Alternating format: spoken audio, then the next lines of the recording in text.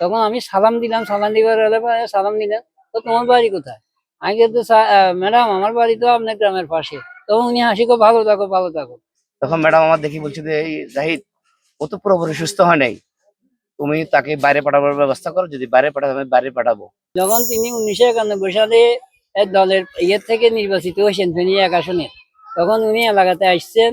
নির্বাচন শুধু মানে আপনারা যে আমাদের নির্বাচিত করছেন, উনি নির্বাচন সময় আসে তো উনি ওয়াদা করে গেছেন আমি আবার নির্বাচিত হইলে আপনাদের সাথে দেখা করবো। তো উনি ওনার কথা রেখে উনি আবার আসছেন। উনি আসি সবার সাথে কথা বলতে বলছেন। এমন তার 3টা জনসভা ছিল ওদিন।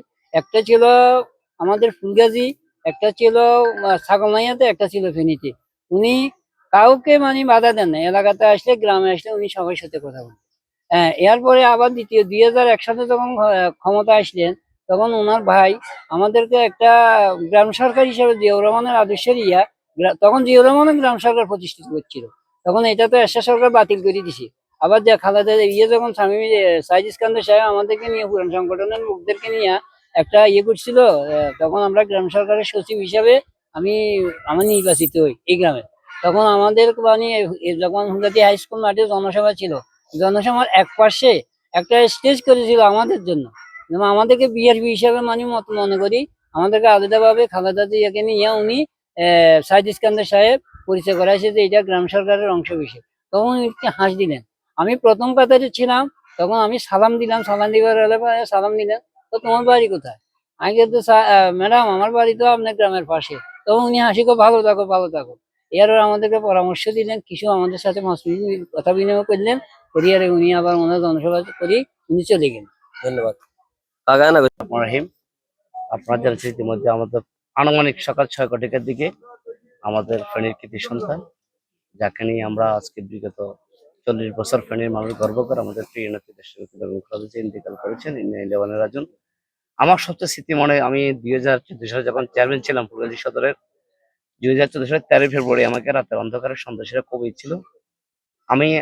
তখন তো আমি হাসপাতালে শোয়া, আমার নেত্রী আমার খবরটা পাওয়ার সাথে সাথে আমাদের বিএনপি বর্তমান স্থায়ী কমিটির সদস্য, আমাদের ড্যাবের সাবেক সভাপতি ডক্টর জাহিদ ভাই আমার পুরো চিকিৎসা ম্যাডাম দায়িত্ব দিয়েছে চিকিৎসা করার জন্য। আমি যখন চিকিৎসা শেষে গোলশন কার্যালয়ে ম্যাডামের সাথে দেখা করতে গেছিলাম, তখন ম্যাডাম আমার দেখি বলছে যে এই জাহিদ, ও তো পুরোপুরি সুস্থ হয় নাই, তুমি তাকে বাইরে পাঠাবার ব্যবস্থা করো, যদি বাইরে পাঠাবে আমি বাইরে পাঠাবো।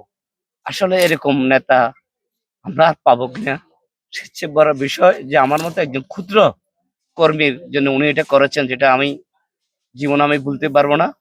আর বিশেষ করে আপনারা জানেন আজকে সকাল 6টার পরে ফুলগাজী উপজেলাবাসী না, পুরা বাংলাদেশের মানুষ, আমাদের বহির্বিশ্ব যারা আছে সবাই আবেগপ্লুত বাকরুদ্ধ হয়ে গেছে আমাদের নেতা। আমরা আশা করেছিলাম যে আমাদের প্রিয় নেত্রী আমাদের মাঝে আরো কিছুদিন থাকবেন, এই দেশের এই কান্তিনগর দেশের নেতৃত্ব দিবেন।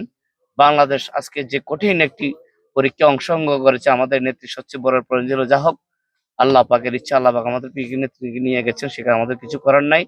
ইতিমধ্যে আমরা জানেন বিগত 17 বছর পেশির সঙ্গে আমাদের নেত্রীকে মিথ্যা মামলা দিয়ে কারাবাস করেছে। উনি প্রপারলি যে ট্রিটমেন্টটা, ওনার যে সমস্যাগুলো, যে প্রপারলি যে চিকিৎসাটা পায় নাই, এবং জামিন দেওয়ার পরও উনি বাইরে যাওয়ার জন্য আপ্রাণ চেষ্টা করেছিলেন, উনি বাইরে চিকিৎসা নেওয়ার জন্য, ওনাকে চিকিৎসা দেওয়া হয়নি। আর সবচেয়ে বড় বিষয় হচ্ছে উনি সবসময় একটাই বক্তব্য দিত, বিদেশে আমার প্রভু, আমার বন্ধু আছে, আমার কোনো প্রভু নেই, আমি মরলে দেশে মরবো, এই দেশের মাটি এবং মানুষ, এটাই হচ্ছে আমার সবচেয়ে আমার আমার এরা আমার সবচেয়ে আপনজন, আমি মরলে দেশে মরবো, বাঁচলে দেশে বাঁচবো। সেই জন্য তাকে আপস নেত্রী বলা হয়। আজ পর্যন্ত উনি রাজনীতির জীবনে কোনো শত্রুর সাথে, কোনো অপশক্তির সাথে আজ পর্যন্ত কোনো আপোষ করে না। সেই জন্য তাকে 86-এর আন্দোলন যখন উনি হানা ভোটে অংশগ্রহণ, তখন তাকে আপসের নেত্রী হিসেবে তাকে বাংলাদেশের জনগণ ঘোষণা দিয়েছে। আসলে আমরা যত কথা বলি না কেন, উনি আমাদের শুধু দলের, আমাদের দলের অভিভাবক না, আজকে বাংলাদেশের অভিভাবক। আজকে দল নির্বিশেষে, জাত ধর্ম নির্বিশেষে সবাই আজকে খালেদার জন্য দোয়া করতেছে। আমরা আল্লাহর কাছে ফরিয়াদ করি আমাদের প্রিয় নেত্রীকে যেন জান্নাতুল মাকাম দান করে।